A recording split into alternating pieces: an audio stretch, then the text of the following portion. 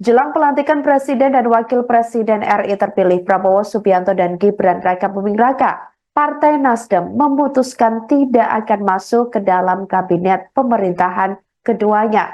Kendati demikian, Partai Besutan Surya Paloh itu tetap mendukung pemerintahan yang akan datang.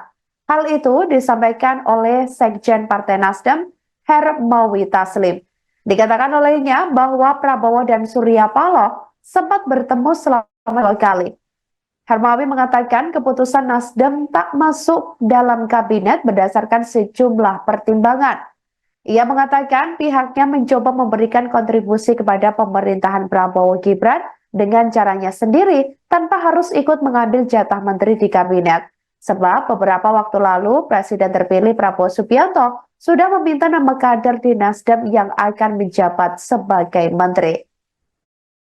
Atas dasar pertimbangan banyak hal, kita memutuskan juga untuk tidak masuk dalam kabinet. Menurut kita, pikiran-pikiran kita kalau diterima itu jauh lebih penting daripada kita masuk dalam kabinet.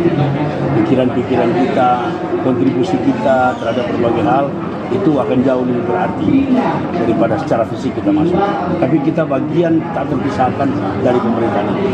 Ya, berarti sudah diminta dan menolak masuk atau gimana? Akan menolak dan diminta. Pak Prabowo pernah bilang, Nasdem kok belum kasih masih nama, kita diam aja. Jadi bukan soal menolak atau menerima, tetapi sikap Nasdem adalah memberi kontribusi lain selain menempatkan orang. Download Tribun X sekarang, menghadirkan lokal menjadi Indonesia.